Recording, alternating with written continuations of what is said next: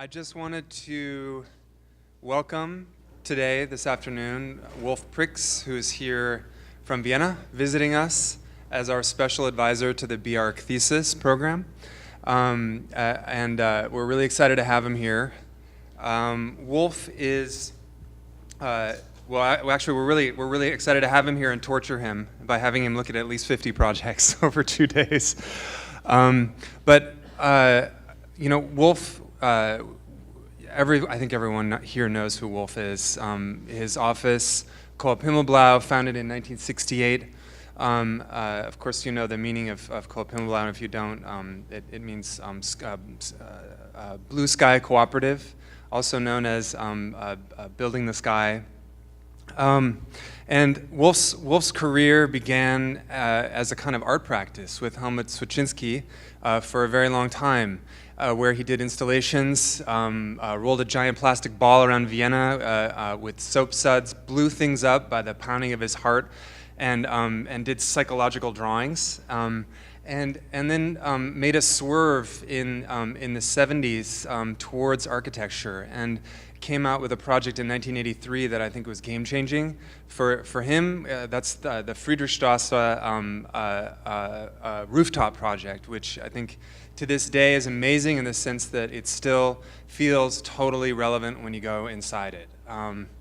And so from '83, Wolf became much more notorious through the 1988 deconstructivist exhibition put on by Philip Johnson at MoMA.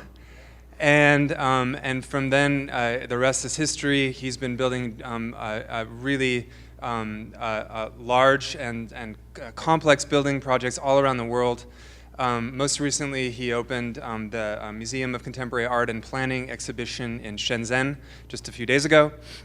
And before that, the Lyon Museum of Confluences and many other projects. And I just also want to welcome Wolf as my mentor and as my friend and as somebody who I really respect in terms of your willingness to take risks on all levels, not just with the work, but risks with the office, political risks, all kinds of risks that you take that I think are absolutely crucial to the kind of work that you can produce and to the difference that you've made in architecture, and it's really important. So I hope I'm curious to see what you're going to do now. So why don't you come on up? Thank you very much. Yeah. You know, the guys, when I was a student, some of the professors could draw one-to-one details on the board exactly in the right measurement. 2 centimeters were not 2 centimeters and 1 or 2 millimeters, it was exactly 2 centimeters. We lost this ability and gave it to the computer now. Yeah? So Lars was talking about the architecture and the architects. He said, some architects are working in the basement, and like Abraham or Hollein or Stephen Hall sometimes. Some architects are working in this middle part of a building. This is for sure Rem and all the other Dutch guys. And then he said, the crazy guy, the lunatics are working on the roof, like this, Saha and Himmelblau. So I would advise the students to think about which way they want to go with their thesis project. I saw some of them working in the basement, some of them mostly in the middle part of a building. And some of them, there are some of them, few, which were working on the roof.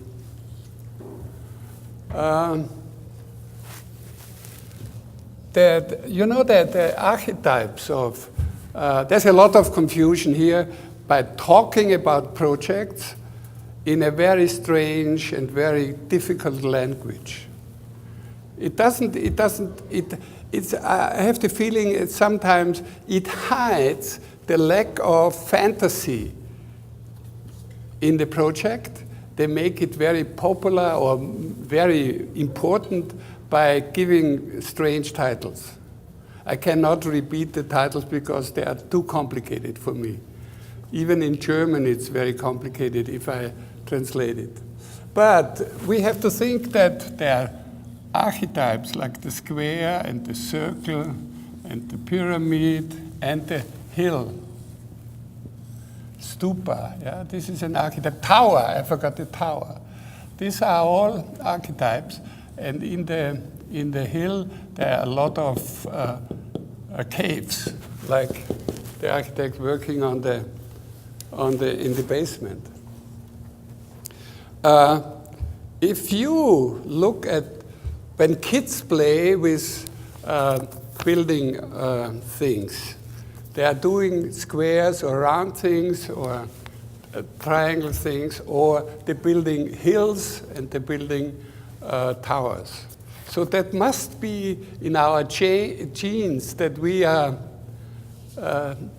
talking in a three-dimensional way using the archetypes at the very beginning.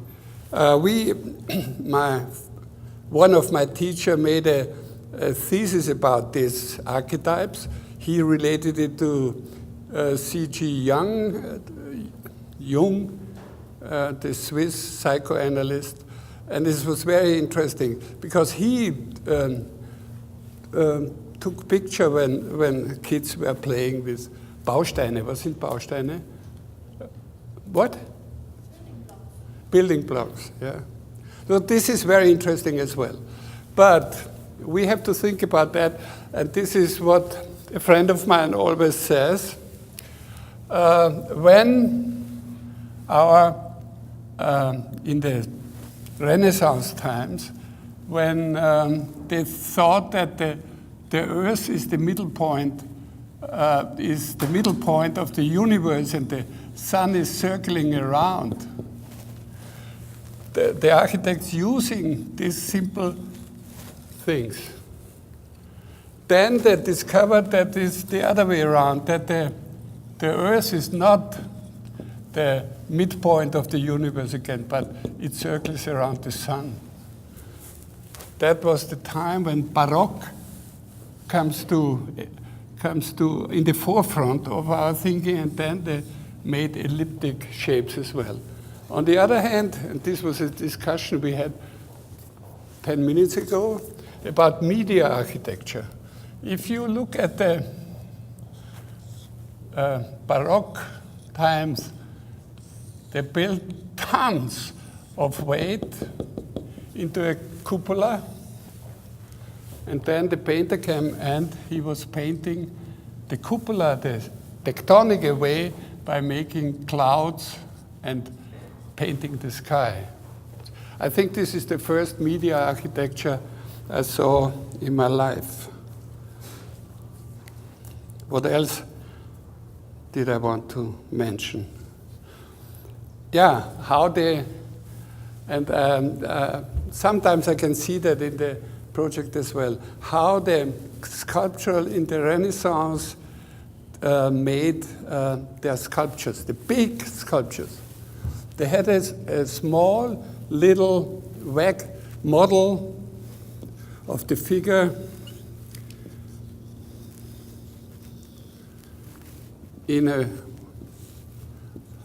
made out of wax, and they started to cut the stone with this piece first, and next day they took away the water level here, and this part and this part and this part shows up in the stone.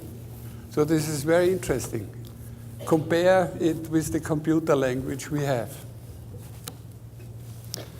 So, what else? The question is, what is architecture? And the answer is very simple. It's yes. It's not no, it's yes. And that means a lot, yeah? It means a lot because we have to be very optimistic, yeah? And if you are a pessimist, you should be a funny pessimist. like me, because I think that our profession is going down.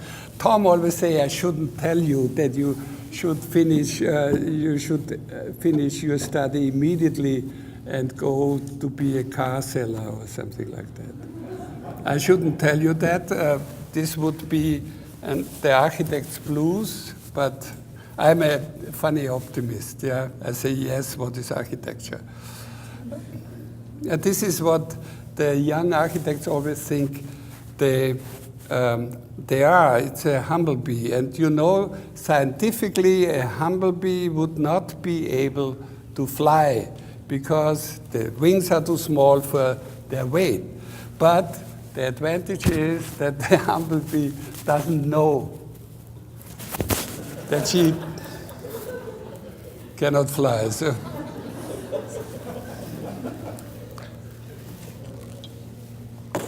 this is when you start your career, when you got your thesis, then you feel like a humblebee.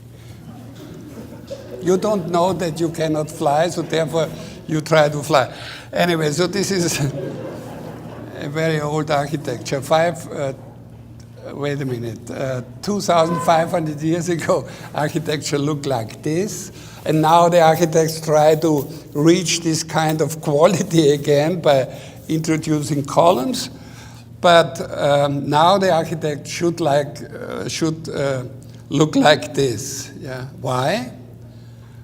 Because we are magicians. Yeah. This we want to achieve as architects, and this is how we do it.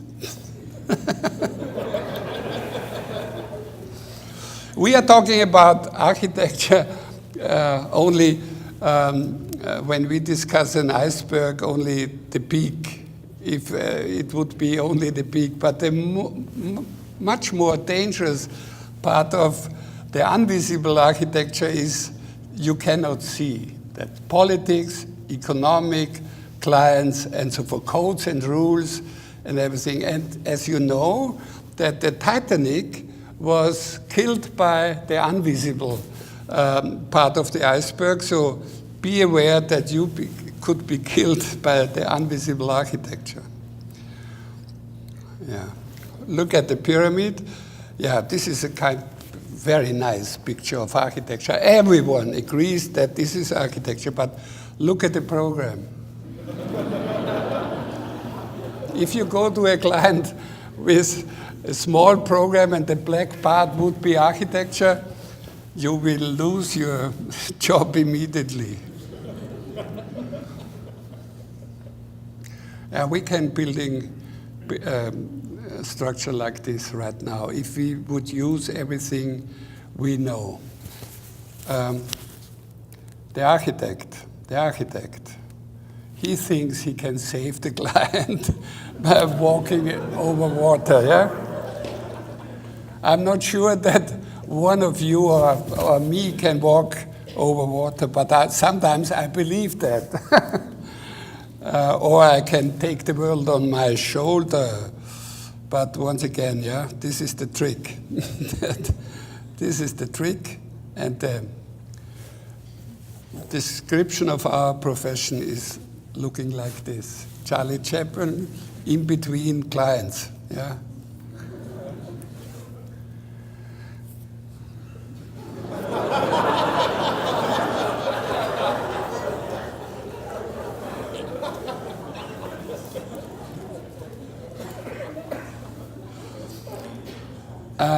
This is a polemic against competitions. Can you, yeah, I have to tell you a story. In Austria, there was a competition. It was a small theater, 150, and the budget was, I think, 15 million euros. 150 architects took part on this competition. They spent at least 50,000 euros in their work. That means we have 50,000 part 157 and 500 millions. Yeah? The architect spent 7 millions half of the building budget just for fun, because the jury took 2 days to judge the whole competition. That means, let's say they worked 10 hours a day. Yeah, that means they decided about the value of 3.5 million, 10 hours, 300. So they wasted 350,000 euros in 1 hour. That means, can you imagine that these doctors doing a surgery in the way of doing a competition? Never ever, never ever. And go to a lawyer, you know what they ask for 1 hour work. Yeah? So this is stupid. So we architects are sitting on, yeah, you understand what I'm talking about. We are cutting the beam we are sitting on very rapidly. Yeah? How can we doing architecture in a world which is divided into the stone age time, and airport? Yeah, it's too long to explain that. But everybody is right, but nothing is correct is a very important sentence for me, and it leads immediately to complex systems. Complex systems create complex problems, and they need complex solution. As you can see for the election right now, that the easy and simple solutions are in the forefront of every argument right now. The right-wing people are using the very simple solutions for complex problems. That means complex solutions are always new, simple solutions are never new. So this is the communication system nowadays. Yeah, this means I love you. That means, hi, nice to meet you. But you can hide your handy not being spotted by the CIA or whatever from the police if you take our JAMA code, which is actually, you can see, you can hide your telephone in the pocket, and the foil, which is you can see it here, made you invisible. You know this very famous painting, and nowadays it would look like this, or the other way around, it looks like this. Donald Trump on the right side. Yeah, so whatever. So architecture nowadays looks like this, or you can't see architecture anymore because it's greenwashed. Like this.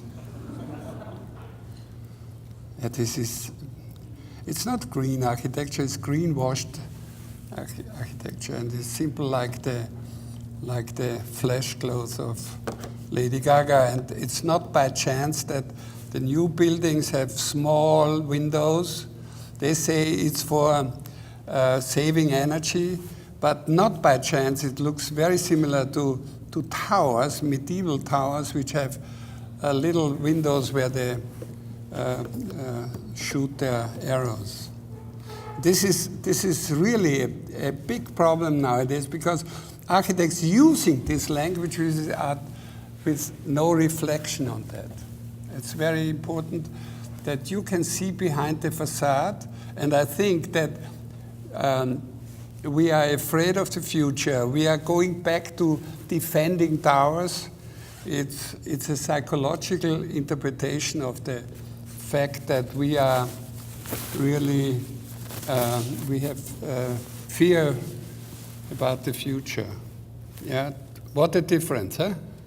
Look at this, very generous, bigger than life buildings, and this energy-saving buildings, and these little huts for refugees. What can we do to get the bigger-than-life system back in architecture? We use the smart Himmelblau meter. Extend the meter by 5 centimeters, gives you a volume of 15% more, which is very important, square meter as well. But the budget increases 15% as well. But if you take in account that the inflation is 5%, you have to build the building 3 years earlier. The Tower of Babel and the Icarus thing is a translation of being in an authoritarian system, and nobody has the right to be obedient is a nice sentence we should remember. Yeah, like this guy in China. He didn't move out. So the Himmelblau project is starting with the finishing the Babel of Tower but it's too complicated. When we started, we want to finish the Table of Tower, but then we saw it's too difficult and takes too long, so we started with this detail, the cloud. 68.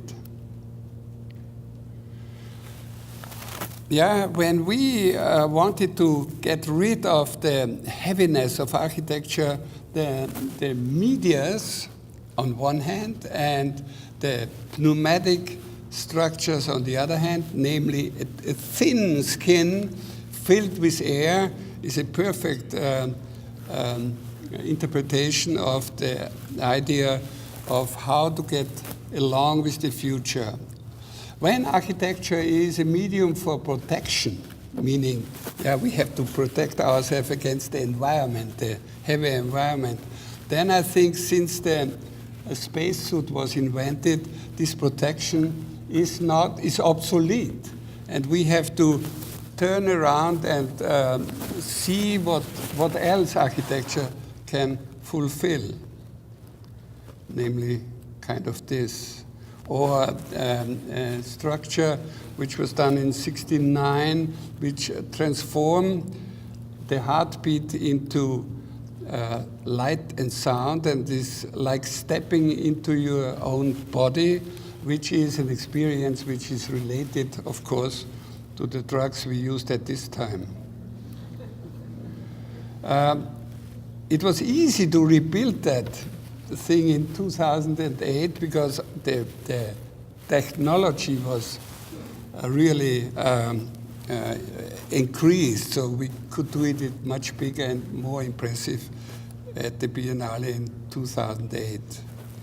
This was a kind of media thing as well. We wanted that the architecture speaks to us if we and transformers on our skin of the head transform the light and the sound of the facade, we thought, so that the building can say, if you are angry enough and look angry, the building smiles at you and says, good morning. Another thing like that or that, where our heartbeat created a ephemeral space with dust, or we could build with foam 300,000 cubic meter in 1 minute. So this is a critique against the stupid building industry. Or getting the building permit for a blazing wing, which we did for our friend Domenic, was not that easy, but we did it.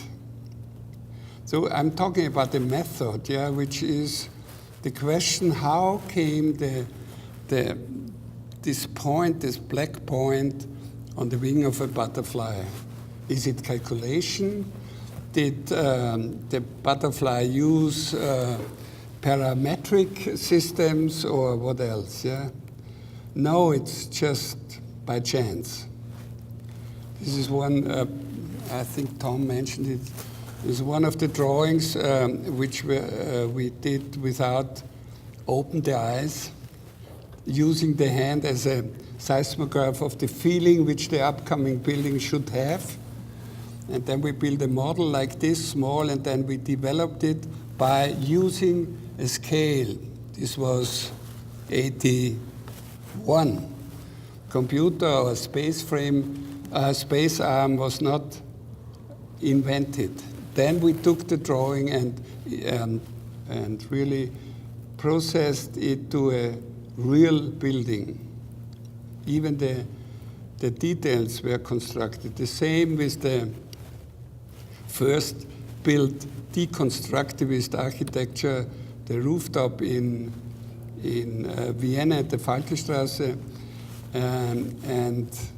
At this time, it was not allowed to change the roof bit or the material for extension of offices in the roof. So they thought, or they tried to force us to make only windows in the existing roof. So we went to the mayor of Vienna and said, "Do you think this is architecture?" And he said, "No, this must be art. It doesn't look like architecture." And we said, "Okay, art cannot be judged by the building codes, so we could do it without getting a permit." And the only thing was that we had to have low electrical power here, so that we don't have icicles here. This was the most important thing ever. Then I got to know that through a magazine that in LA there was a kind of studio who doubled the sculpture of Nofretiti by having a space arm. And I went to LA, and this was the first time I came here, asked Frank Gehry, "Where do you know this?" And he said, "Of course I know, it's right, the studio is right behind my office." So we bought this, and this started up a completely new way of designing things. We did the model by hand at the very beginning, then we put it into the 3D program, and then we built it. This was the first thing we built this way. This was the museum in Groningen, which honestly, it didn't work as a museum. The function was not clear, but it was nice to see that architecture is art by itself. And therefore, they didn't have to make exhibition with art. So, you know all these tricks. But now we are still working with hand, because this is a long theory behind that. I will not go into this.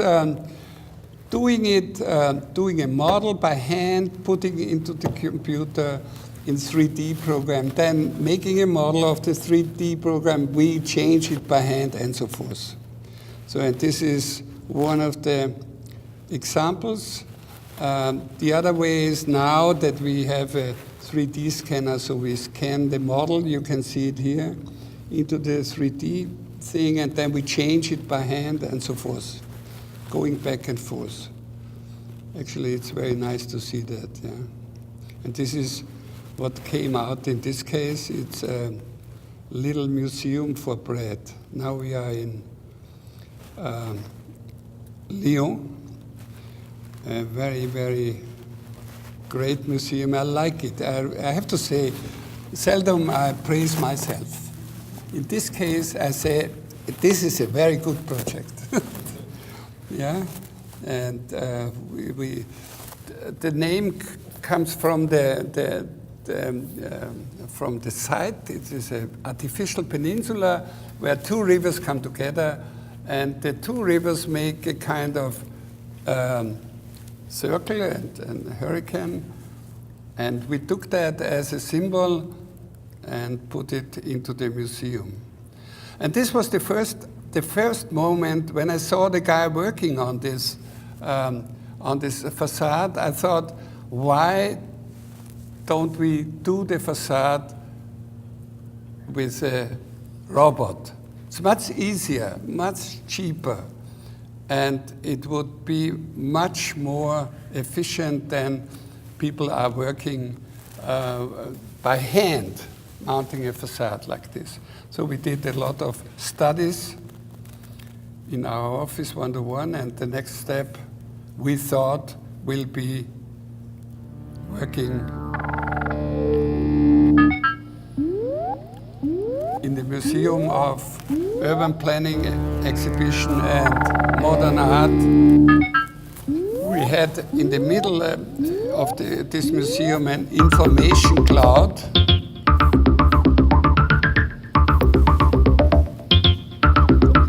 And a Chinese company made a proposal how to do it in a very short way and with little amount of people.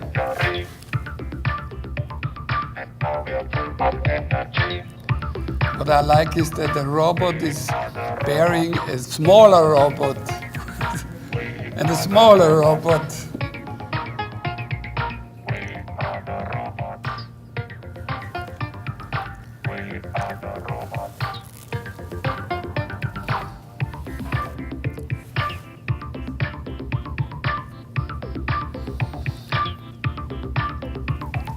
Instead of calculated 6 months to build it by hand, they said we can do it in 6 weeks. Even welding and polishing and everything.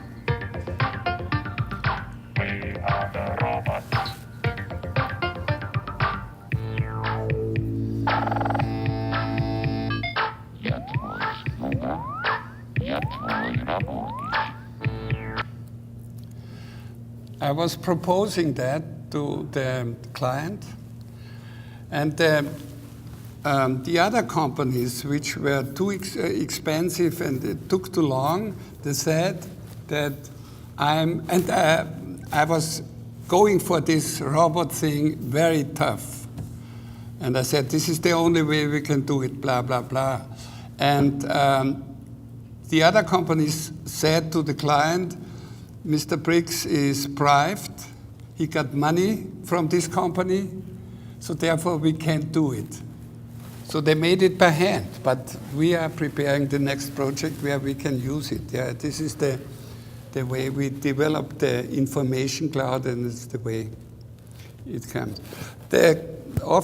Our office looks like that now. If we use the computer, maybe it will look like that.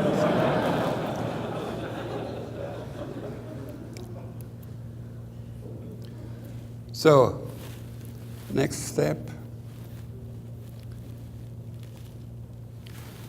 Okay, I escape, yeah. Next step is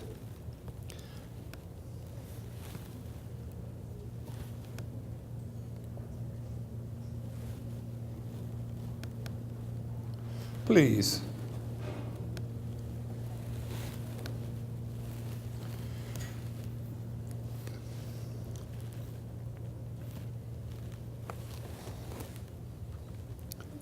How can I make it? First of this, yeah.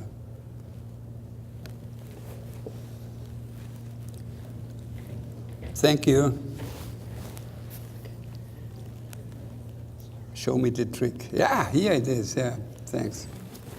This is the museum I just talked about. It's, you can see that two parts of the museum. One is, here is the part of the modern art, and this is the so-called building exhibition. When we are talking about museums, we are talking about the circulation of the museum. That I learned it from Anselm Kiefer and from the Picasso Museum, that they always look at their sculptures or their paintings in a different way, from below, at the same level or above, yeah? So they can see it as a full volume. And this was the idea of the museum in Shenzhen. In the middle, we call it, is the so-called communication cloud. And this is the way we want to design the three-dimensional circulation along a three-dimensional garden, Chinese garden. This is the butterfly. And here you can see the urban idea of the museum. We turned it around so that the entrance is looking to the main subway station, and the views were also very, very important for us. Here can you see the situation in the urban fabric. It's called the cultural district. Here is the Isozaki building. This is a book city, so-called book city, and this is our museum, looking like this. And it turns around in order to have the entrance right in the direction of the subway station, so people can look into the museum from the coming up from the subway. And then we have to cut the figure because of the building lines, and has to be softened. We had an edge here, but they didn't like it because it was too sharp looking to the parliament of the city. So multifunctional base, circulation going up the entrance, going to the art museum. This is a reference to the falling water of Frank Lloyd Wright. This is the urban exhibition, and this is the combination. You can pass through the communication cloud to the right side or to the left side. This is a model of the program. This is a more defined model. This is the way how we work, and this is the presentation model. At the very end, we do a presentation model. In between, the models look like this. And the shape of this information cloud comes from a combination of the Brancusi sculpture and the moon, the moon of the Mars, who is circulating around the Mars in the scientifically wrong way. So this is how it starts. This is how it ends. The opening was 1 month ago. It was not a Chinese opening. It was very funny. This is the structural thing. You see that we are ready for urban mining, meaning if we don't use the museum anymore, they can use the steel, they can use the glass and use the concrete for the next building. This is sustainability. Yeah, this is how we do it. Controlling everything, every detail. People from our office were there, and the project architect and partner was going there every 2 weeks to avoid big mistakes.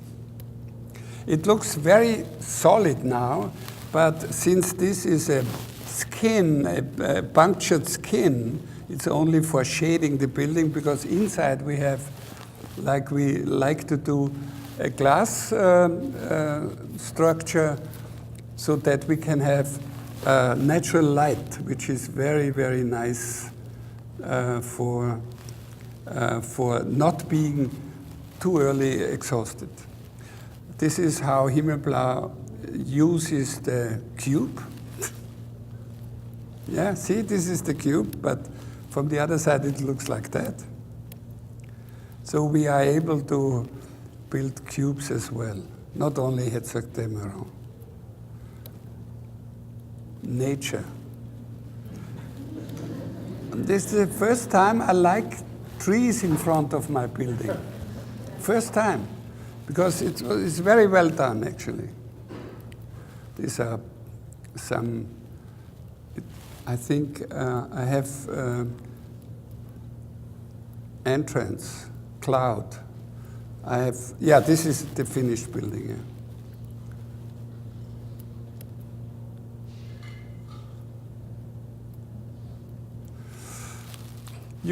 You have to imagine that they have 40,000 square meters of exhibition space. This is 10 times the amount all Austrian museums have together. And it was empty at the opening because I said, okay, it doesn't matter whether they have an exhibition or not, because this is art by itself. Architecture now is art by itself. So, thank you.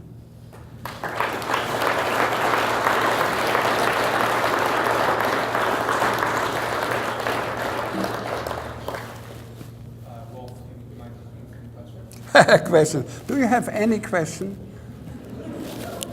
Please, intelligent questions, please. Not the way like students always ask me, how do you earn money? Questions? Yes, we use the computer. Yes, we know how we have to build complex things. Yes, we know how to get rid of clients. Yes, we know when we win a competition that the hard work is in front of us. One of my teachers said, you know, it's easy to win a competition, but you have to build it. Then you have won the competition. So, any other questions?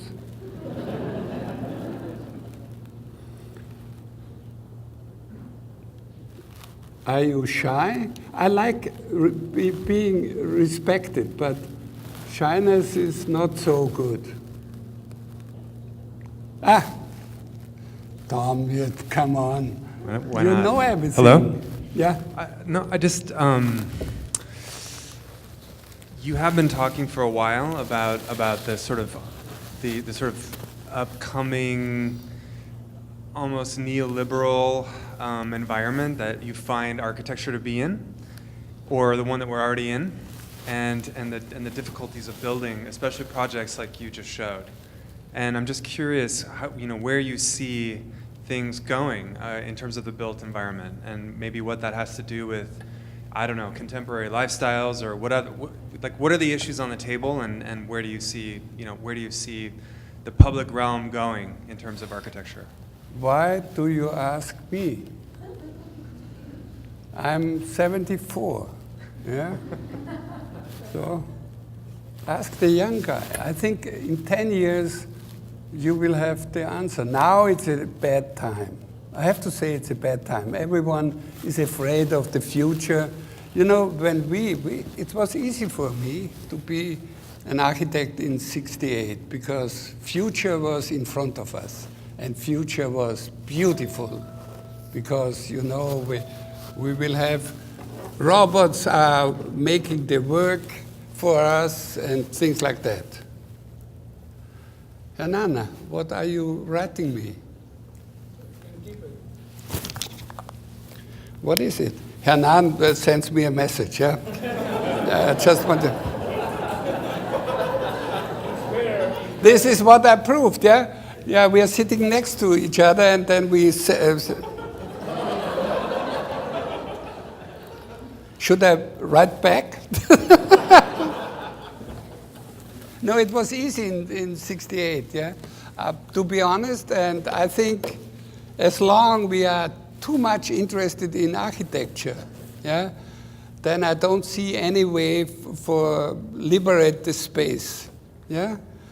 because we were interested in education, philosophy, music. Yeah, we were very analytic to music. Rolling Stones, for instance, yeah, they played an open G guitar, therefore it sounds so different, and bending the strings was like bending a structural member. So this, or the Lotus Formula One racing car with the feathers, yeah, where they balanced the whole thing. Very dangerous because it was so small. We knew that, everything. Or the space helmet, or the space suit, or the capsule. This was very, for us, much more interesting than Palladio or Vitruve or these boring things, yeah? No, and now, to be honest, now I think that looking behind the facade of our society gives you the impression what kind of architecture we are doing. Like I said, yeah, the defense tower as a symbol for the architecture now is to be honest, is diminishing the thinking or the philosophy of architecture. So we have to answer your question, I think, as long as the students are too close to architecture in terms of thinking not behind the facade of our society, then it will not change that much. Yeah? The moment they start in 5 years getting bored with the right-wing politicians and the right-wing society ideas, they will make another move, and then maybe they will do it. They will do a better future than we can foresee now. I'm wondering, yeah, we have in Europe, we have refugees 1 million a year. When we all know the ocean will increase 3 centimeters, we will have from the Asian countries not 1 million, 100 million refugees, because the whole cities will be drowned. So what you can do is, what can we do now to prevent that catastrophe? Swimming cities or whatever? I have no idea. It's up to you guys. We are showing you that we can build everything. Yeah? Sooner or later we build a whole thing with robots, but not boxes. The danger is that when we not taking over these new ideas and realize it, yeah, the printing stuff, the robot stuff, the computer stuff, somewhere else will take it over, like the project manager or the investors, yeah, to make boxes very cheap. Mine or yours? Wolf, I have a question. It's mine. Thank you. So I have to finish. It's 1 hour. Thank you very much.